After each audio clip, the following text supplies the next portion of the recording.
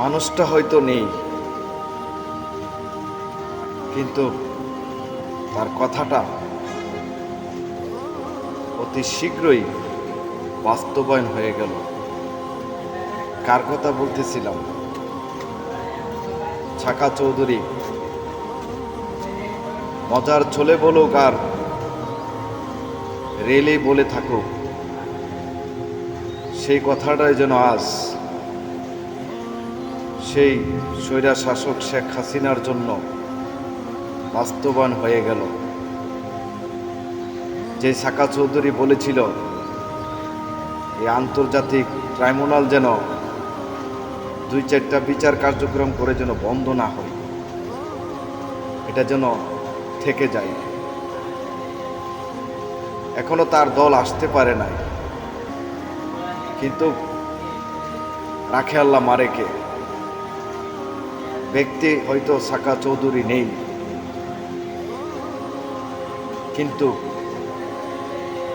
এই সেই শেখ হাসিনার দুঃশাসন, বল প্রয়োগ, মানুষের হত্যা করা, এ যেন তার এক নিত্যদিনের খাদ্য হিসাবে বেছে নিয়েছিল। তাই তো আজ সেই ছাকা চৌধুরীর কথাটা শুধু বাংলাদেশে এখন থেমে নেই, ওনার সেই কথা আজ সারা পৃথিবীর মানুষ ভাবতেছেন যে রাখে আল্লাহ মারেকে। যে শেখ হাসিনা সেই আন্তর্জাতিক ট্রাইব্যুনাল গঠন করেছিল, তারই ঘোড়া সেই ঘরে আজ তারই সেই মৃত্যুদণ্ড কার্যকর হল। আসলে এই মেসেজটি শুধু শেখ হাসিনার জন্য নয়, যারা পরবর্তীতে এরকম দুঃশাসনের কায়েম করতে চাইবে, ফ্যাসিস্ট হওয়ার চেষ্টা করবেন, প্রত্যেকটা নাগরিকের ছাকা চৌধুরীর কথাটা, এবং বিশেষ করে আল্লামা দেলোয়ার হোসেন সাঈদীও বলেছিল যে পালানের পথ খুঁজে পাবে না, ইঁদুরের গাথা খুঁজবা, অবশেষে যে দিল্লিতে পড়বা। সে কথাটা কিন্তু সত্য হয়েছে। আশা করি যেই পদেই আছেন, ইউনিয়ন পর্যায়ে বলেন, গ্রাম পর্যায়ে বলেন, থানা পর্যায়ে বলেন, কেন্দ্রীয় পর্যায়ে বলেন, রাজনীতির নামে গিয়ে কোনোদিন দুঃশাসন কায়েম করার চেষ্টা করবেন না।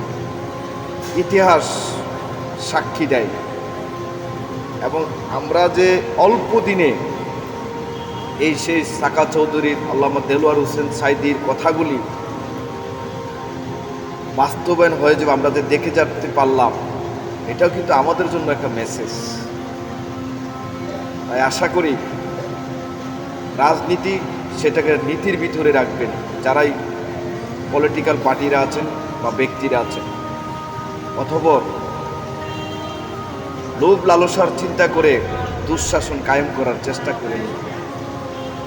প্রত্যেকটা রাজনীতিবিদের জন্য, প্রত্যেকটা সংগঠনের জন্য এবং প্রত্যেকটা ব্যক্তির জন্য আল্লামা দেলোয়ার হোসেন সাঈদীর কথাটা এবং সেই ছাকা চৌধুরীর কথাটা কিন্তু আমাদের জন্য একটা মেসেজ হয়ে থাকবে। তাই আশা করি দুঃশাসন, রাষ্ট্রীয় যন্ত্র ব্যক্তির স্বার্থের জন্য মানুষকে হত্যা করবেন না। আল্লাহ কাউকেই ছাড় দেবেন না। আল্লাহ হাফেজ।